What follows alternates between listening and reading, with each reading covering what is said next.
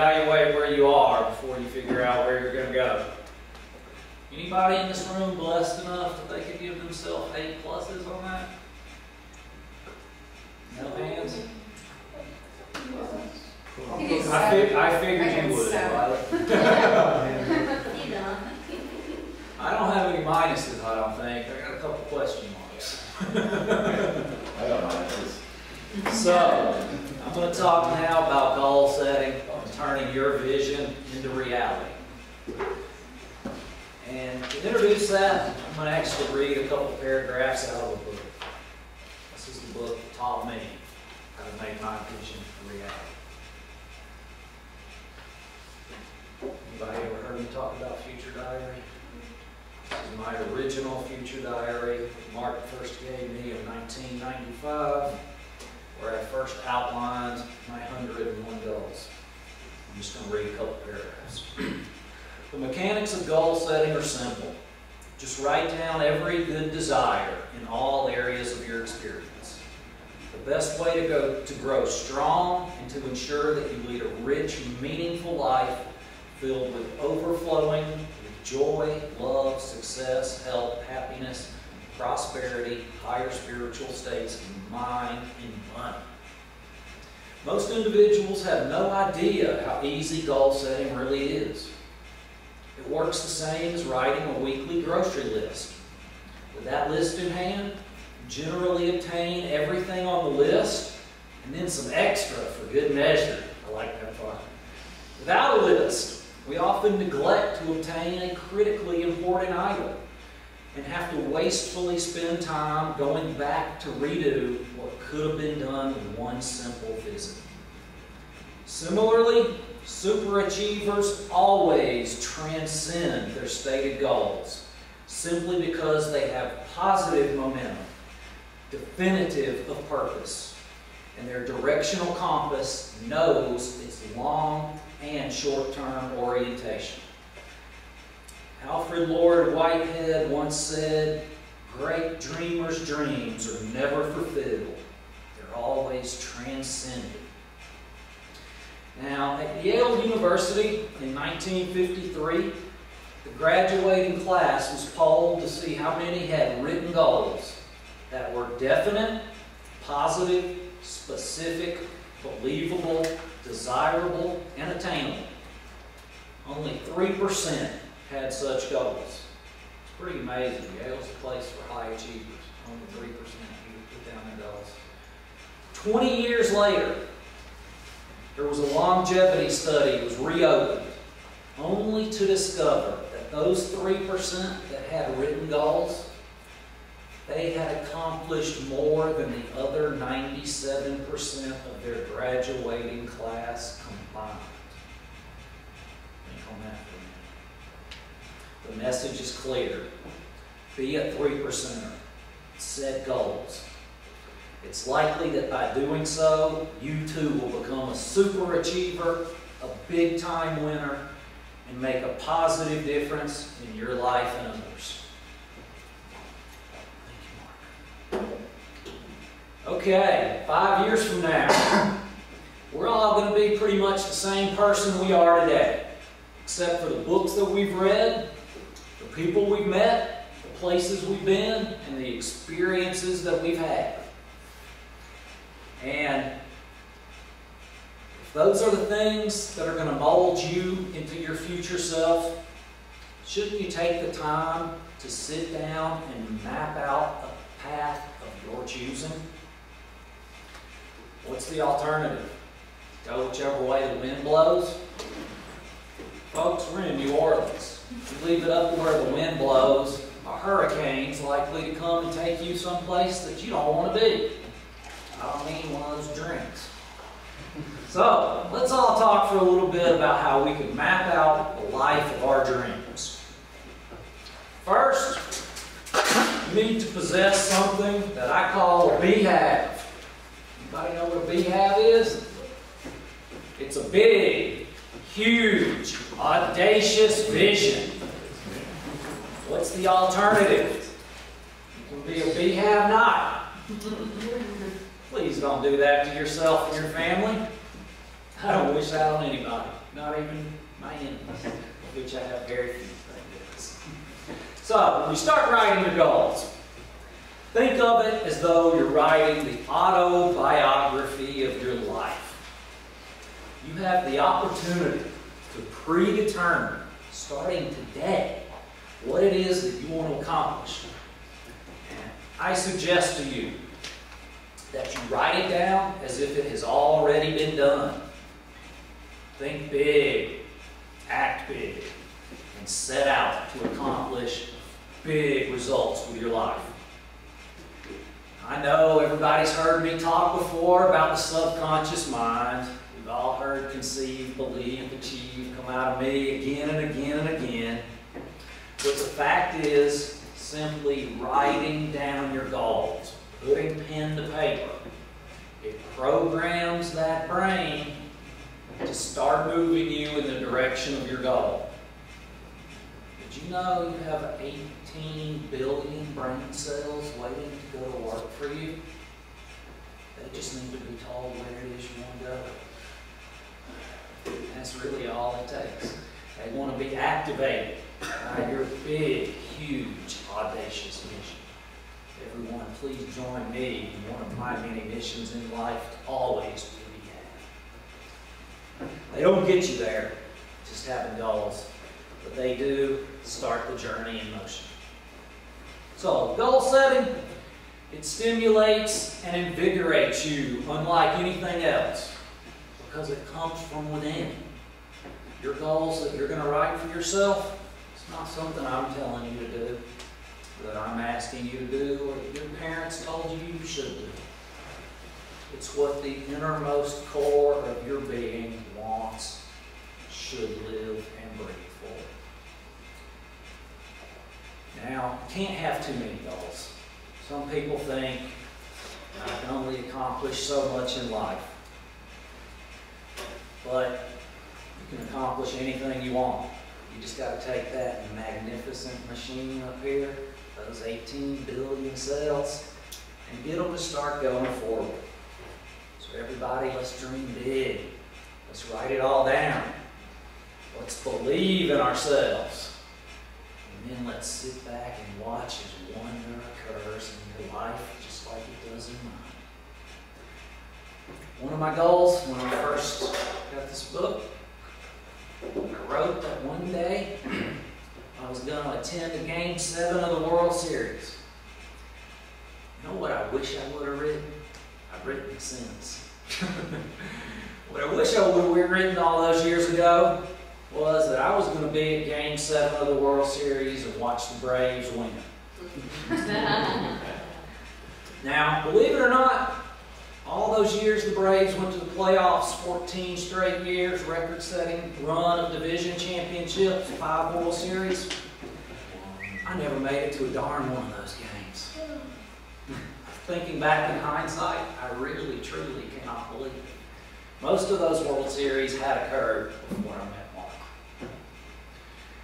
But, that's okay that I haven't seen the Braves win the World Series yet. Last year, when I finally went to the World Series, I went for free. It was one of the most exciting things I'd ever done. But believe it or not, the most exciting part actually transpired the night before. I know you were watching. Game 6 of the World Series last year. One of the most exciting sporting events of all times. At least if you have any appreciation for baseball. Some people think baseball is just a boring event. The St. Louis Cardinals, they came back from a 2-run deficit twice in the 9th and the 10th innings. Both times, they were 1 pitch away from losing. Texas Rangers, 1 strike away from being world championships, 2 straight innings in a row. On the 9th inning, a young man named David Freese stepped to the plate, tied the game 7-7. Had 2 strikes. There were 2 outs, and he crushed a 2 RBI triple, tied the game. Top of the 10th, Josh Hamilton came up for the Rangers, smacked a 2-run homer, and I'm sure everybody in the state of Texas was ready to party. Well, the bottom half of that inning, Lance Berkman came up. He was down to 2 strikes. There were 2 outs. And he hit an RBI single to tie the game. It was the very first time in the 100-plus year history of the World Series that a team had come back from 2 different 2-run deficits in the 9th inning or later to win a game.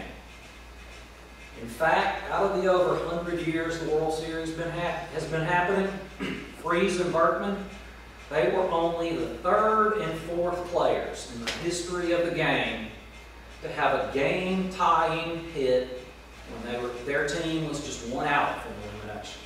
Not 1 strike, which they were both down to, just 1 out.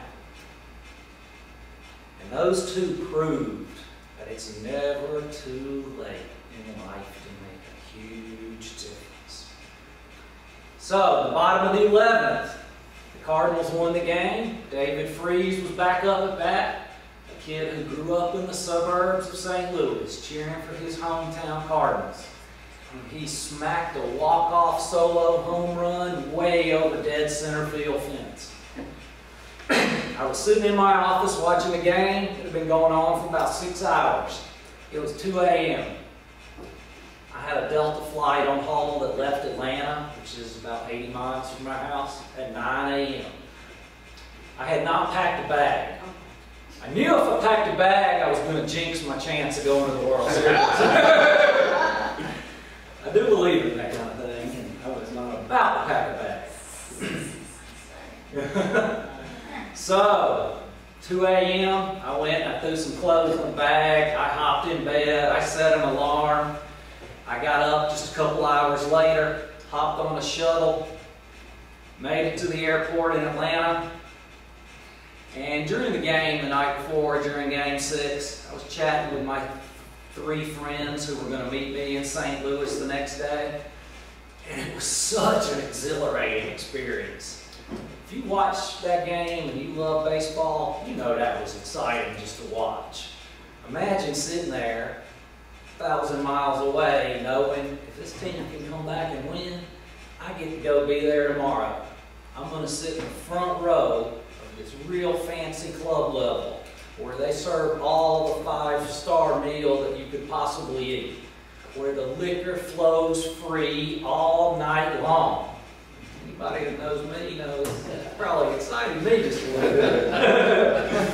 So, as Dave Freese was circling the bases, he was thinking about his former hero, Jim Edmonds, who had hit a similar home run 10 years earlier. I was throwing clothes in a bag, getting ready to go to the airport a few hours later. What I was thinking about that night, I was thinking about this, about that day that I wrote, I'm going to attend Game 7 of the World Series. Why, oh why did I not put it was going to be the Braves? Just like my last year in California. Why didn't I write we were going to be paid on $300 million? Just submit it. It's the little things in life, folks, that make such a huge difference. So, when I got to St. Louis, I saw a few people. One of them's a client of HSA for America, Keith Peterson. Name's so familiar to a couple of you. His rates went up too much recently, and we couldn't help him get a better deal. Sorry, Keith, but I really appreciated that World Series, didn't you? Guess who else was with us that day? Y'all hear about my friend Greg Moore yesterday? Passed away at age 43 a month ago. It's the last time I ever saw him. And Greg told me repeatedly that night that it was one of the greatest nights of his life. And he kept thanking me for it, because even though Keith had these tickets, when Keith mentioned to a few of his friends that he had them, I was the first person to say, hey, if that game happens, I'll meet you there. And then I called Greg, because Greg had introduced me to Keith, and I was like, Greg, Keith's got these tickets. We're going to St. Louis this weekend. So, certainly a memorable night for me. If you've ever been at a Game 7 of any World Championship event, you know there's just an energy and excitement in the air unlike anything else. It's the thrill of victory before the games even start. then you can imagine just how excited that day was for me. Maybe baseball's not your game, and maybe my story about my trip to St. Louis last October really didn't resonate with you. Maybe you prefer being out there yourself, hitting the best golf shot of your life. Or maybe you prefer to watch Tiger Woods rout the competition winning the Masters. Or maybe, just maybe, you're going to be with me in Miami in January. I'm going to dance on the field when the Georgia Bulldogs bring home the 2013 BCS title. Oh. That goal is in writing, folks. It will always come true, but I believe. We got an easy schedule. We all know that. We all know this. We just got to win the SEC title game. We can beat Bama or LSU this year. There are some moments in life that they really just come around once or very, very rare occasions. So if you're not a sports fan, maybe you're like Dawn. Maybe your biggest goals and dreams in life just have to do with helping other people. Whatever it is within inside of you that'll illuminate you and makes your heart's desire tingle to go out and be the very best. If you will dream big, don't think anything is unattainable. This universe didn't used to exist. It was created by the Word. And goals are just words put in paper. Now, if you don't write down your goals, you may get lucky. You might stumble into some amazing experiences in life. There's luck out there. Luck doesn't always work in your favor. But you'll never live the life of someone like me who stumbles into amazing events day after day, one time after another. You'll certainly never live the life that we heard Mr. Will Smith talk about yesterday. And to those of you that came up and thanked me for watching that, you're very welcome. We should thank Wiley. I had never seen it. That was the one video we saw. That was Wiley's recommendation. That's one reason that I chose it to lead into you yesterday. If you don't set goals and you don't dream big, you do get lucky and stumble into some amazing experiences. Good for you. But you won't revolutionize the world the way Thomas Edison did, the way Einstein did, the way Buckminster Fuller, or so many others who dare to dream big, huge, audacious dreams. Your future is in your imagination, everybody. Ask yourself, what is it you want? Write it down. Review those goals regularly. Believe them. If you're anything like me, I don't get so much satisfaction off of crossing off a task list or marking it complete. I like to pull out my future diary. I do it the first of every month. I go through the list. I look for the ones that I achieved the last month. Most of you have probably heard this. I write victory with a big bold exclamation mark. If you want to talk about my inner being lit up and motivated to go out and achieve even more that month, it works. It really works. So, some people don't believe in goals. Some people's goals are small. Some people only have a few. I will say to everyone that there is 3 reasons to have too many goals. 1, different goals have different gestation times. There's some things that take a lifetime to achieve. Some things you can get up off your butt and go do tonight. 2, once a goal is accomplished, it loses its power. I can stand up here and talk about winning Game 7 of the World Series last year and how exhilarating it was. But that goal is now a past experience. It can no longer move me forward. It's lost its power. That's why my list of lifelong goals is now over 500 strong. And 3, this world that we live in, thanks to the good Lord above, it is an abundant place. There's no lack in this universe. There's only a lack in the realities of those who do not dream big and don't take action to make their dreams happen.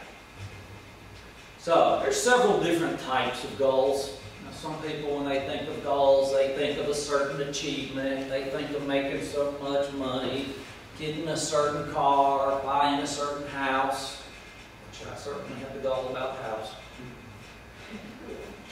But I suggest there's a whole lot of other types of goals. And I want to share what I see as the different categories of goals to maybe help you dream a bigger dream for yourself. Now, think about the people in life that you'd like to meet. There's a whole world of amazing people out there. And here comes one of them. Wow, look at you. Aren't you beautiful?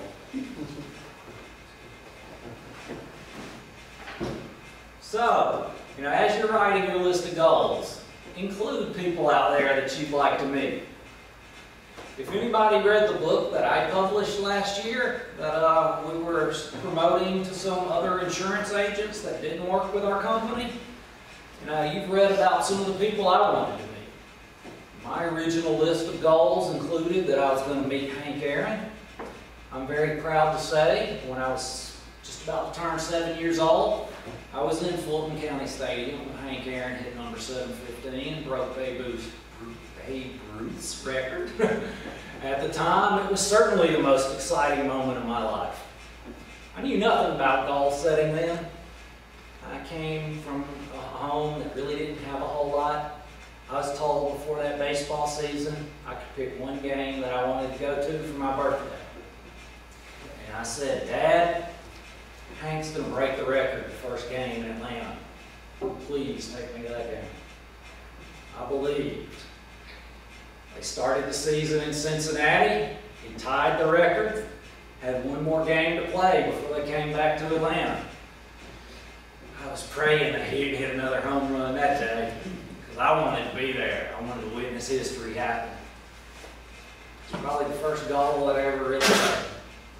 So later on in life, when I sat down to map out some of the people I was going to meet, Hank Aaron was on there. I gotta say, my experience the day I met Hank, while it did accomplish a goal, I went home and wrote victory that day. I didn't wait till the first of the next month, but it wasn't the most pleasant experience. He's not a real nice man. But I put myself in a position that I was able to accomplish something because I had written it down. And I just happened to be in downtown Atlanta that day. I have season tickets to the Braves. They'll let you trade in tickets for games in the future that you're not going to be able to use, and trade for other games that you may want to use. So I stopped down at Turner Field, parked in the parking lot across the street so I could run across to the ticket window. And if you've ever been around a big sporting stadium, players got private entrances. They go through a gate with security, and certainly all the executives do that too. Well, I'd be darned when I got out of my car if Hank Aaron had parked out in the general public parking lot right beside me. We were getting out of our car at the same time. And I remember just thinking, wow, Mr. Aaron, can I please shake your hand? When I was 7 years old and I saw you hit 715, it was one of the most thrilling moments of my life. He begrudgingly shook my hand and said a word or two and then just kind of huffed away. He went through a lot back then, a lot of death threats, abuse. I don't blame him or begrudge him for not being a kind man. One other story about people that I met. Anybody want to bet it's going to be a musician? You paid any attention to me? I think that the music of Led Zeppelin is the music of the heavens. And anything else that happens here on earth is just mortal men. So of course my list had to say that I was going to meet Jimmy Page and Robert Plant. I hadn't met Jimmy yet. That's the person that I want to meet most of all. But a few months before I got this future diary, I was in Memphis, Tennessee. Went to see Jimmy and Robert play when they had their reunion tour. And I knew about the history of the band. I knew the fancy hotel in Memphis was the Peabody. That's probably where they'd stay. So I thought, oh, let's go hang out at the Peabody for a little bit. Maybe we'll run into one of them. Looked up and saw a bar on the second floor. And I remember saying to my first wife, let's go check out the bar. Maybe there'll be somebody cool there. Started going up the stairs, and I'll be darned if this big, huge, striking presence wasn't coming right at me. Had a bodyguard on each side of him carrying his shopping bags. I just froze, completely awestruck, watched him walk right by me. Wasn't that long after when I met Mark and he started telling me how I could meet anybody that I wanted, to do anything that I wanted to do in this life. I didn't just meet that I was going to write Robert. I didn't just write down that I was going to meet Robert Plant. I wrote down that I had met Robert Plant and that the next time I saw him, I gave myself permission to go and speak to him. So just a couple of years ago, one afternoon, Lisa and I, we were in the Ryman Auditorium in Nashville, Tennessee. We were 2 of 10 people that had this VIP experience before an award show. Robert Plant wasn't supposed to be there, but a buzz started going through the room, and we heard he was there, and suddenly he walked out on the stage, rehearsed a couple of songs, and I jumped up with a poster that I had and was like, Robert, will you please take a moment and sign this? And what did he do? He came down off the stage.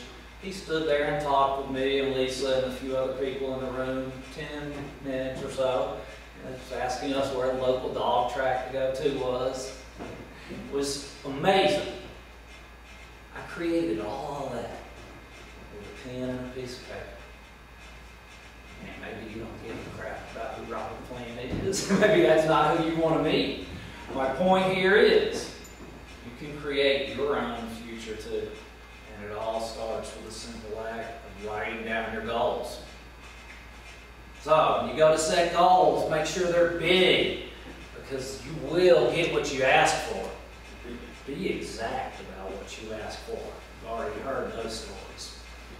So, once you have set down your goal, written down your goals, I suggest that you break them down into doable daily parts. Anybody ever heard the old cliche?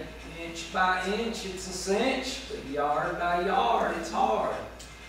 It's very true. Once you've mapped out the rest of your life, don't figure out how to try to make it all happen at once. Figure out what's the next action item I can put on my task list to do to move me one step closer to that goal. In my many, many years in this business, I've witnessed many potential superstar salespeople whose belief system just temporarily outdistanced their immediate capabilities. And the reason I say temporarily is once you have a written goal, it will penetrate and permeate every fiber of your being until that visualization becomes crystal clear and inevitably becomes a reality. If you've ever heard Dr. Kenneth McFarland speak, he said very many times, spectacular success in life is always and only preceded by unspectacular preparation. So the grunt work that it takes to get where you want to go, it may not be fun. Anybody on the Medigap team think AHIP's fun? Wiley, you're doing AHIP this year. But the rewards are awesome. So evaluate your goals regularly. Like I say, I do mine monthly. I take great pride in writing victory. It invigorates my spirit and recharges my subconscious and keeps me moving forward towards more. So what are some of the other types of goals you may want to think about for yourself? Mental. You know, what are the books you're going to read, the tapes you're going to listen to, the music you want to hear, the speakers and the courses that you want to attend. Your health. What's your healthy weight that you want to be? What measurements do you want to have? What should your daily exercise, diet, sleep routine be? What about time for play? Playing's good. It keeps you healthy too. What are some of your dreams for your emotional future? Now, don't just accept the feelings that you have today as all that you can achieve. Develop a courage from deep within. Offer understanding to others.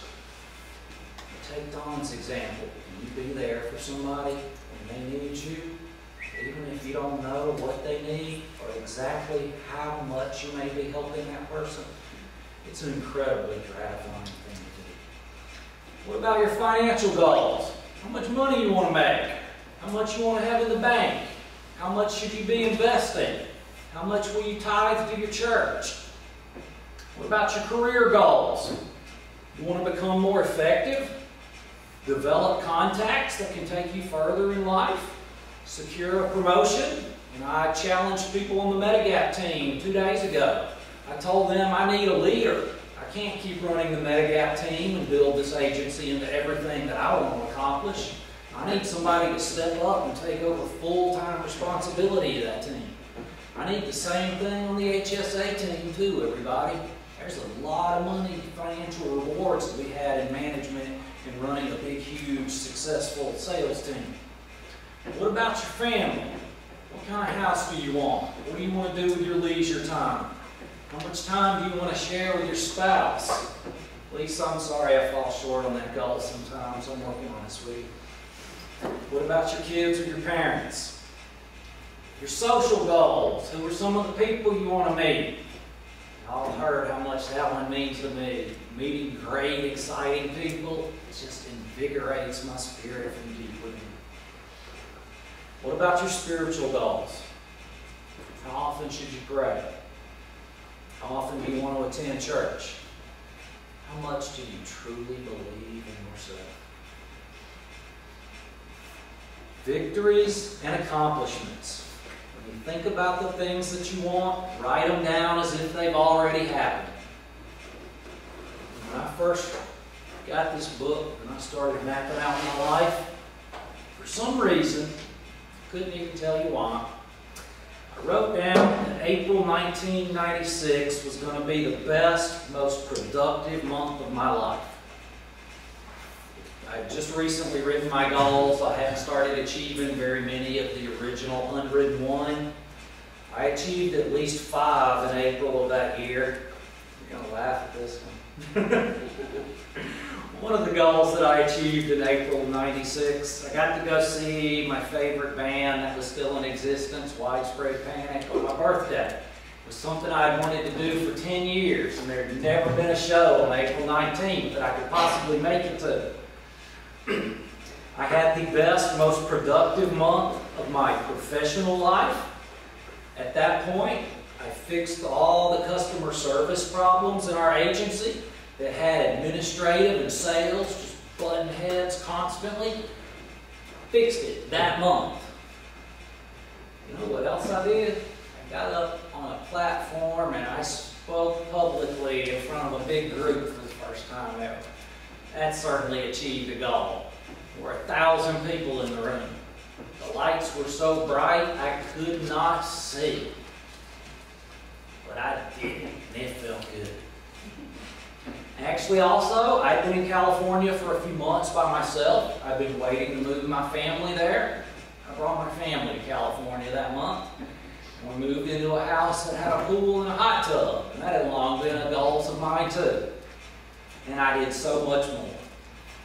So if I haven't impressed you by now, that goal setting is fun, rewarding, and gets you where you want to go in life by awakening the hidden giant within you, then I'm probably not going to be able to do it.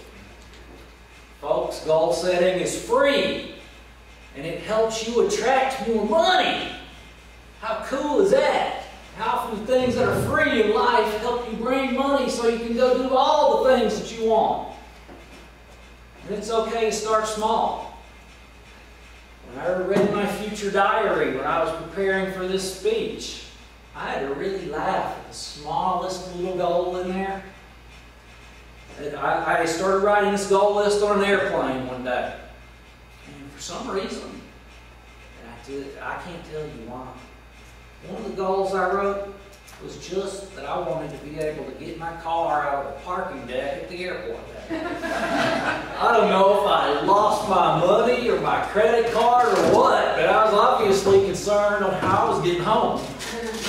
And I'm very grateful to say I've never had to leave a car parked at the airport after I landed back at home. So I'm not quite sure what was going on. The small goals are okay.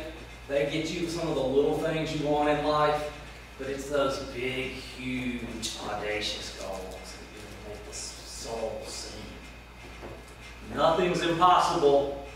I'm going to say it probably for the last time in this meeting. What the mind can conceive and believe, it will achieve. You don't know when, and you probably don't even have a clue how, but it'll happen if you follow the steps that it takes to make your vision a reality. If you ever lack focus, you can pull out your list of goals. Pull out your own future diary that you're going to write for yourself. And it will refocus you to get where you want to go. Let's see the next slide, please.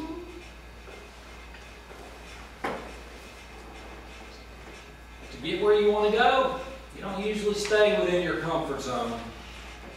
You got to be willing to step outside of that little bitty place where you feel the most comfortable. That's where the big, huge, audacious things in life, the magic, really happens. So one of the goals that I keep asking of everybody is to focus on increasing your income through averaging at least 2 sales per client. You can change their life and yours. And again, when I say something's going to happen, good luck convincing me it's not. You may not be here when it happens. Lisa obviously didn't want to be here at the end of my presentation. I told her I might scare her off if she came in here between 4 and 5 o'clock today, but she seemed to want to see it anyway. Imagination creates reality. And here's one goal that I have that may scare everybody in this room, except for Wiley. How about that? Usually when I open up my mouth and say things he doesn't know about, he's the one that looks terrified. I've only done that to you once so far this weekend. I've been nice. That's right. Mac knows me well. We're going to average 2 sales per client the rest of this year. Next year we're going to average 3. I believe it. There's health policies, there's accident, there's critical illness, there's dental, there's life. God, that's 5. HRAs. Hey, how about that? I missed that. I was too busy talking about Medigap. So, got a couple more words here to share, and then I'm going to share some of my BS. These words about goal setting come from Mr. Oliver Wendell Holmes. You ought to be afraid to die until you've contributed something great back to humanity. It's not going to happen at Dawn. It sure is heck going to happen to me. So, everybody, let's make sure that our goals are to be haves, not to be have-nots. You have the opportunity to paint a portrait of your life. The day that you meet your Maker, you leave this earth, what is it that you want to have accomplished? I hope everybody knows. If you don't know yet, I hope some of the words that I've said over the last hour or so have at some point along the way touched you to do so. It's all up to you. It's all within you. But I want to start off by setting some goals together. And I'm going to share the company's goals between now and year end. And then I'm going to ask you to make a commitment to me and to make a commitment to yourself over just how much of this goal I can count on coming from you. And I thought I had printed out a little year-end action commitment sheet to hand out to everybody. I must not have written down as a goal to bring it with me this afternoon. So, the last slide that we have, which we're not quite there yet, but Amanda, when you're done, Please send slide 15 just in an email or a Word document to everybody.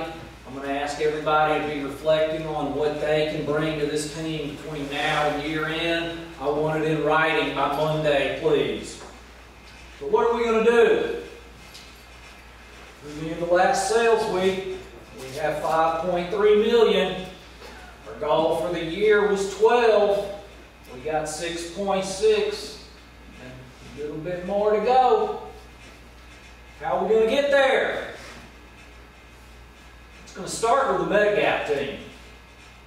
I need 40 sales a week of Medigap. That's going to bring us 1.6 million.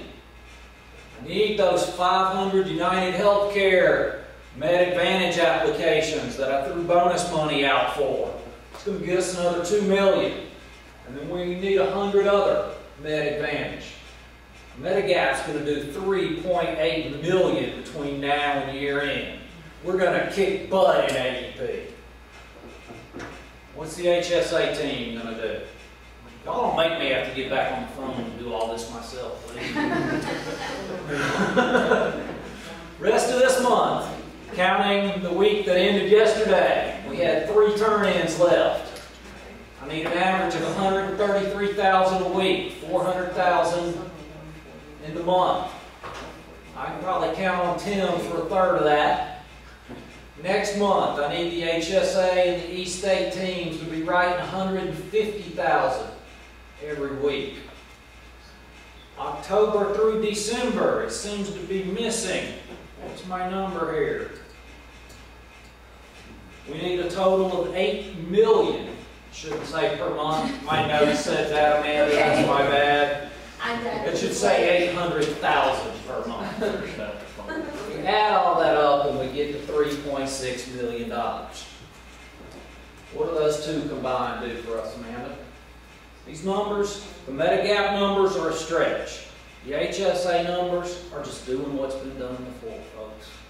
We've written $1 million in a month on the HSA team. We hit those goals. When we hit those goals, we're going to go way past the 12 million. 12,767,420. We're going to celebrate the end of 2012 unlike we have celebrated at the end of any other year. I don't have an exact bonus to offer right now. I don't have any sort of contest to announce.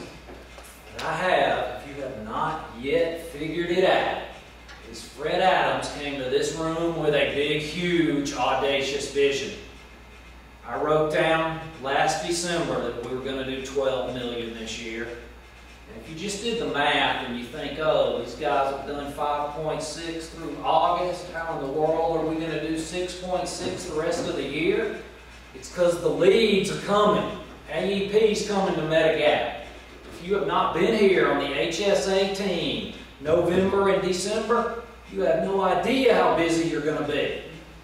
Anybody that needs rest between now and year end, get it soon, please. Because starting October, November, December, the leads go way, way, way up.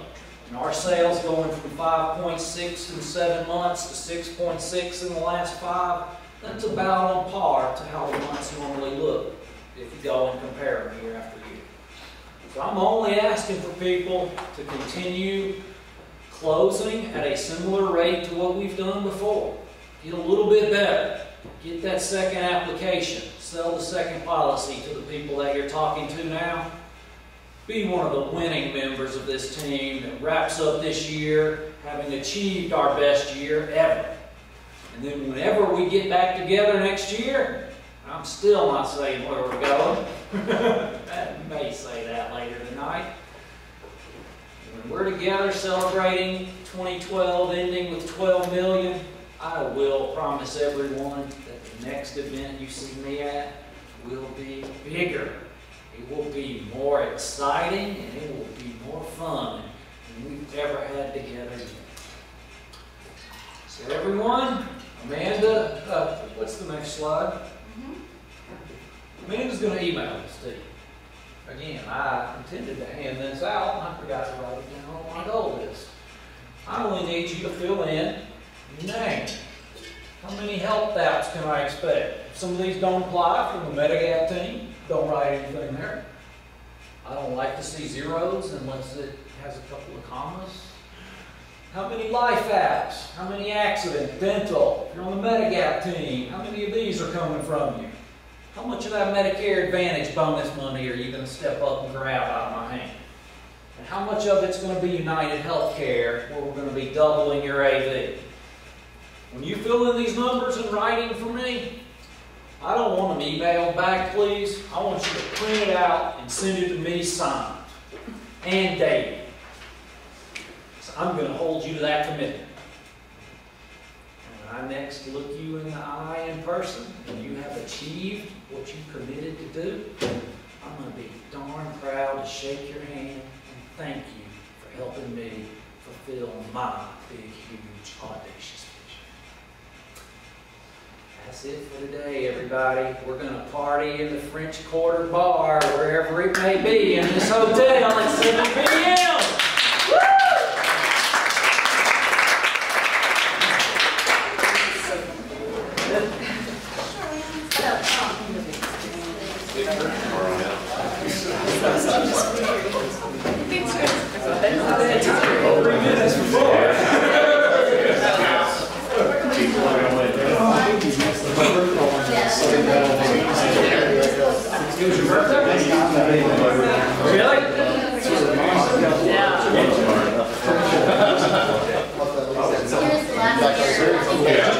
You should have been there, man. You missed all the cool shit.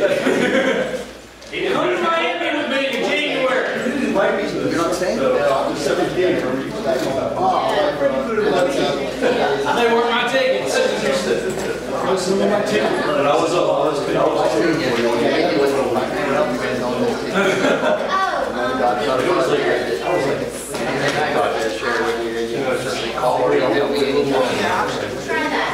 It was a roller coaster ride. There's a lot of times. I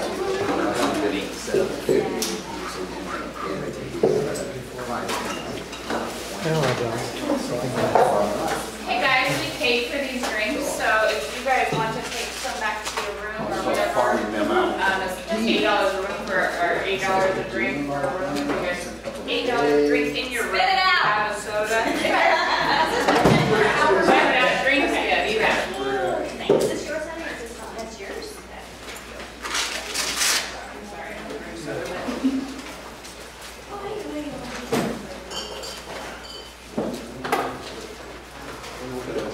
It made it, Oh, yes. projector. Awesome. Mike, it was a pleasure. Thanks.